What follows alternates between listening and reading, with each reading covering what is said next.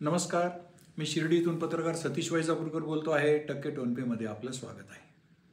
काल सायंकाळची वेळ, राज्याचे महसूल मंत्री राधाकृष्ण विखे पाटील यांचं लोणी हे गाव, प्रवरा मेडिकल ट्रस्ट, मोठं रुग्णालय, मधून जाणारा बाबळेश्वर संगमनेर रस्ता, त्याच्या पलीकडे कॉलनी, त्या कॉलनीत राहणारा अथर्व प्रवीण लहानगे हा 9 वर्षाचा शाळकरी मुलगा सायंकाळी खेळण्यासाठी म्हणून 200-250 फुटावर गोसावी वस्ती परिसरात त्याचे जे मित्र आहेत त्यांच्यासोबत खेळण्यासाठी आनंदाने हरणासारख्या उड्या मारत मारत निघाला. त्याची आई, त्याचा दुसरा मोठा भाऊ हे दळण आणायला गिरणीत गेले. ते दळण घेऊन आले. 1-1.5 तास झाला. अंधार पडायला लागला. वडील दुकानातनं घरी आले. सगळं कुटुंब एकत्र जमलं. अथर्वचा मात्र तपास नाही. मग कुठे गेला? मित्रांकडे चौकशी केली. त्यांनी सांगितलं अंधार पडण्यापूर्वीच तो घरी गेला. खेळत तरी किती लांब होता? 200-250 फुटावर खेळत होता. मग सगळे चिंतेत पडले. शोधाशोध सुरू झाली. खरं म्हणजे अथर्व सापडत नव्हता आणि सगळ्यांच्या मनात शंकेची पाल सुटली होती. अंधार पडण्यापूर्वीच अथर्व आपल्या घराकडे निघाला होता. एका बाजूला सीताफळाची बाग, दुसऱ्या बाजूला 10-12 फूट उंच वाढलेलं मकाचं शेत आणि मधून पायवाट होती. त्या पायवाटेत तो आनंदाने बागडत बागडत घराकडे वेगाने निघाला होता. पण त्याला ठाऊक नव्हतं की वाटेत आपला मृत्यू, साक्षात मृत्यू दबा धरून लपून बसला आहे. बिबट्या दबा धरून बसलेला होता आणि टप्प्यात येताच त्याने अचानक अथर्ववर हल्ला चढवला. त्याच्या नरडीचा घोट घेतला. त्याला फरफटत मक्याच्या शेतात नेलं. पोटाखालचा भाग खाऊन त्याने त्याची भूक शांत केली. पोटाखालच्या भागाचे लचके तोडले गेले. नरडीचा घोट घेतला गेला. निपचित कलेवर अथर्वचं घराच्या 150-200 फुटाच्या अंतरावर मक्याच्या शेतात पडलं होतं. घरची मंडळी, वन खात्याची मंडळी, शेजारी पाजारी शोध घेत होते.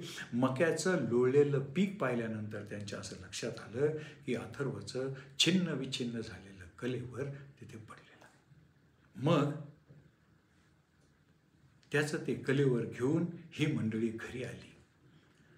3-4 तासापूर्वी हरणासारखा उड्या मारत घरातून बाहेर पडलेला आपला लाडका लेक, त्याचे असं छिन्न विछिन्न रूप पाहून त्याच्या मातेनं हंबरडा फोडला.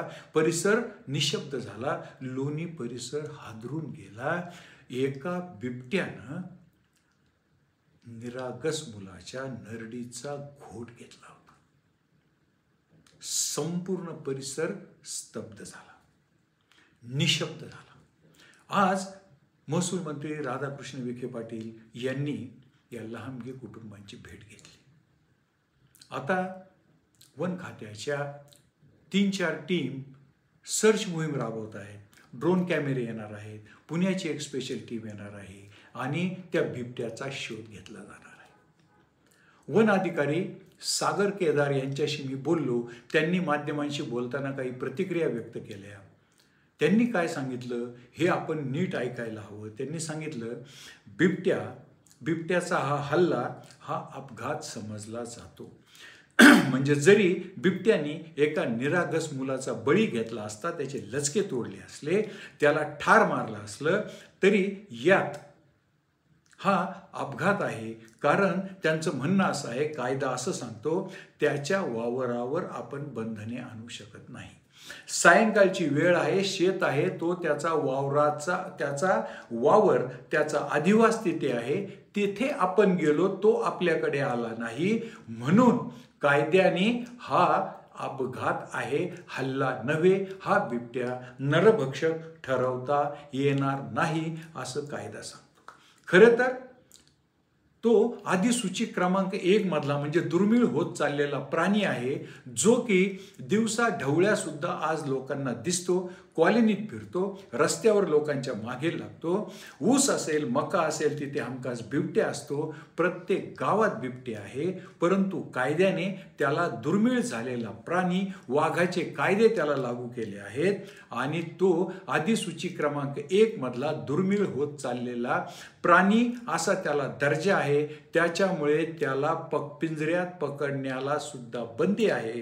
पिंजऱ्यात त्याला पकडलं का जातं तर जनक्षोभ वाढू नये म्हणून ती तात्पुरती उपाययोजना आहे। तसं कायद्याने त्याला पकडण्याला सुद्धा बंदी आहे।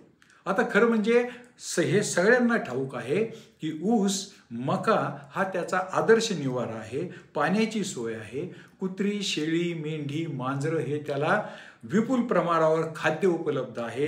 आदर्श आदिवास असल्यामुळे तो मानवी वस्तीजवळ पैदास तयार करतो। नवीन झालेली पैदास मानवी हालचालींच्या मानवी जगाच्या साक्षीने तयार होते।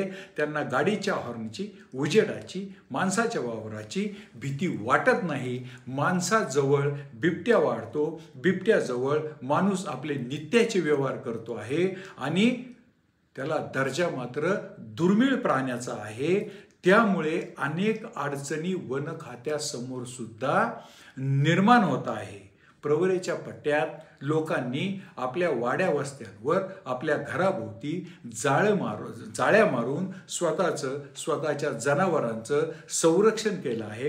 अंधार पडण्याच्या आत ते घरात येत आहेत। बिबट्या सोबत राहण्याची सवय त्यांनी करून घेतली आहे, म्हणून तिथे बिबट्याने माणसावर केलेल्या हल्ल्याचं प्रमाण सुद्धा कमी होत आहे। पण एक गोष्ट मात्र खरी आहे की गावोगाव बिबट्यांची संख्या फार मोठ्या संख्येने वाढते आहे आणि त्याला जर असं अधिसूची क्रमांक 1 मध्येच जर ठेवलं तर काही दिवसांनी माणसाचं त्याच्या सहवासात राहणं अशक्य होणार आहे। आज या लांबगे कुटुंबाचा निरागस मुलगा, कुठलाही त्याचा दोष नसताना आज त्याचा वाघाच्या हल्ल्यात तो बळी पडला आहे। जोपर्यंत वन खात्याच्या म्हणजे वन्य प्राणी कायद्यामध्ये दुरुस्ती होत नाही आणि बिबट्या हा उपद्रवी प्राणी असं जाहीर होत नाही, तोपर्यंत तुमच्या माझ्यासारख्या ग्रामीण भागात राहणाऱ्या सर्वसामान्य लोकांच्या वाट्याला हे दुर्दैवाचे भोग येणार आहेत।